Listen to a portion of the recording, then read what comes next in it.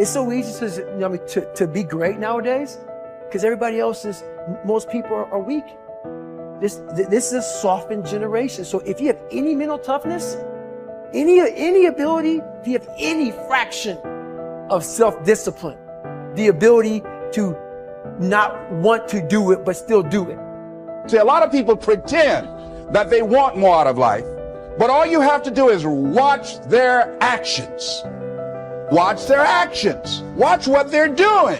Most people then wait for crisis or trauma or disease or diagnosis, and then they wait for loss, some tragedy to make up their mind to change. And my message is, why wait? And you can learn and change in a state of pain and suffering, or you can learn and change in a state of joy and inspiration. And I think right now, the cool thing is that people are waking up. You might be using the word but it's not because you're dumb. You don't understand how dangerous that word is. I'm coming here today to warn you. I'm coming here today to protect you. Stop using the word but. If you're not careful, it's a part of your vocabulary. If you're not careful, it can become a part of your DNA. Why are you constantly making excuses? Do you really believe that excuses are going to save you? Do you understand what it means that you have to get to a level that you have never been in your life? Do you really have the mental fortitude to level up? This is the time right now for you to recognize the truth about who you really are inside. All that you have to do in order to start to pursue your dreams is take small actions every day that align your life in that direction.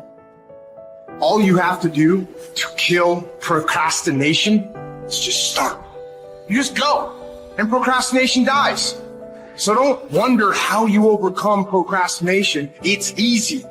All you do to overcome procrastination is go.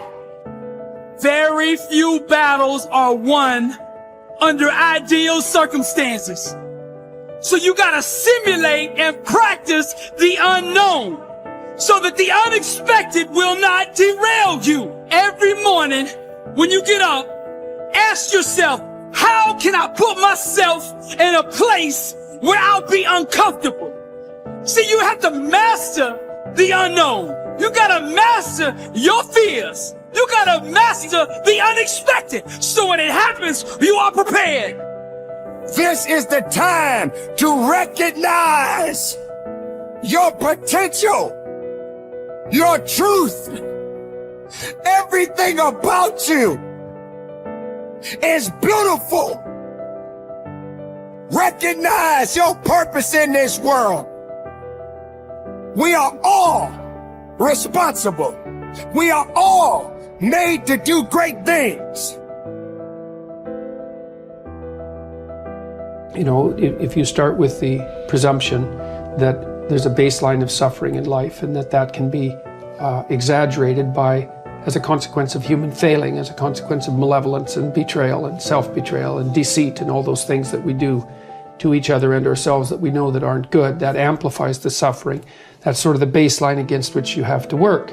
And it's contemplation of that often that makes people hopeless and depressed and anxious and overwhelmed and all of that, and they have the reasons. But you need something to put up against that. And what you put up against that is meaning. Meaning is actually the instinct that helps you guide yourself through that catastrophe. And most of that meaning is to be found in the adoption of responsibility. So if you think, for example, if you think about the people that you admire, well, you think about when you have a clear conscience first, because that's a good thing to aim at, which is something different than happiness, right? A clear conscience is different than happiness. Yeah, it's better. Yeah. That's you're not better. Like guilting yourself. You're not feeling bad about yourself. That's right. You feel that you've justified your existence, right? And so you're not waking up at 3 a.m. in a cold sweat thinking about all the terrible things that you've involved yourself in. What you said to someone that you shouldn't have said, or how you acted, or lied. What opportunity you lost, or the things that you've let go that you should have capitalized on, and all of that. And so if you think about the times when you're at peace with yourself with regards to how you're conducting yourself in the world, it's almost always conditions under which you've adopted responsibility, right? At least the most guilt I think that you can experience perhaps is the sure knowledge that you're not even taking care of yourself, so that you're leaving that responsibility to other people, because that's pretty pathetic, and unless you're psychopathic. and and you're living a parasitical life, and that characterizes a very small minority of people, and an even smaller minority think that's justifiable. But most of the time you're in guilt and shame because not only are you not taking care of yourself, let's say, so someone else has to, but you're not living up to your full potential. And so there's an existential weight that goes along with that. If you don't learn how to effectively, not destructively, because that's where most people go, they get into an endless loop of self-punishment, which is totally ineffective. But if you don't learn to punish yourself, you will never get where you want to go. Now, that needs to pale in comparison to the amount of time that you reward yourself, and you need to earn that reward. If you're just lavishing yourself with emotional praise and you haven't done anything, then I think that will cheapen it, will ultimately mean nothing. And quite frankly, I don't think you can really bamboozle yourself. I don't think if you try to praise yourself for stupid I think some part of you knows you haven't done anything to deserve that praise. But when you set a bar and you meet that or exceed that, to then tell yourself, hey, you did it. You said you were going to do it. You did it.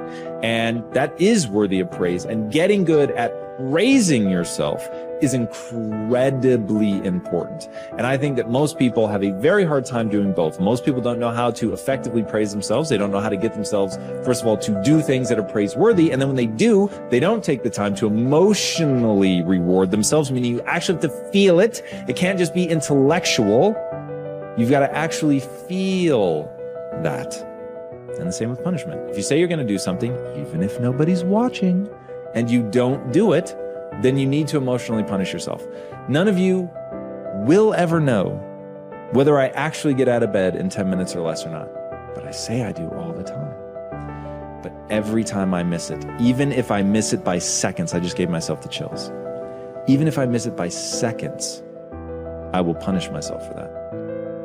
Because I said I was going to do it and I didn't do it. So the fact that nobody's watching is utterly irrelevant to me. It has everything to do with myself. Now, the reason that this is important, the reason that I think that people need to do this is because that's how you shape your behavior. So, like water, over time can create the Grand Canyon, or you can take a polishing rock and shape stones. You can shape your personality. You can certainly shape your identity and shape your behaviors if you learn how to reward and punish yourself. I know a lot of people don't want to hear that. That is the truth of the human condition. The great paradox there is an interesting and important paradox in life that you need to be aware of. It is that if you are an intelligent person, you do everything possible to organize your life in such a way that you minimize and avoid adversity and disappointment. This is a sensible and rational thing to do. All intelligent people, following the path of least resistance to achieve their goals, do everything possible to minimize the number of difficulties and obstacles that they will face in their day. Today activities, disappointment is inevitable yet. In spite of our best efforts, disappointments and adversity are normal and natural, unavoidable parts of life. Benjamin Franklin said that the only things that are inevitable are death and taxes, but every bit of experience shows that disappointment is also inevitable. No matter how well you organize yourself and your activities, you will experience countless disappointments, setbacks, obstacles, and adversity over the course of your life. And the higher and more challenging the goals that you set for yourself, the more disappointment and adversity you will experience. This is the paradox. It is impossible for us to evolve and grow and develop to our full potentials except to the degree to which we face adversity and learn from it. All of the great lessons of life come as the result of setbacks and temporary defeats, which we have done our utmost to avoid. Adversity, therefore, comes unbidden, in spite of our best efforts. And yet, without it, we cannot grow into the kind of people who are capable of scaling the heights and achieving great goals. Adversity is what tests us throughout history. Great thinkers have reflected on this paradox and have concluded that adversity is the test that you must pass on the path to accomplishing anything worthwhile. Herodotus, the Greek philosopher, said, "Adversity has the effect of drawing out strength and qualities of a man that would have lain dormant in its absence." The very best qualities of strength, courage, character, and persistence are brought out in you when you face your greatest challenges and you respond to them positively and constructively. Everyone faces difficulties every step of the way. The difference between the high achiever and the low achiever is simply that the high achiever utilizes adversity and struggles for growth, while the low achiever allows difficulties and adversity to overwhelm him or her and leave him or her discouraged and dejected. Bounce Back from Disappointment, the work by Abraham Zeleznik at Harvard, proved that the way you respond to disappointment is usually an accurate predictor of how likely you are to achieve great success. If you respond to disappointment by learning the very most from it, and then by putting it behind you and pressing forward, you are very likely to accomplish great things in the course of your life.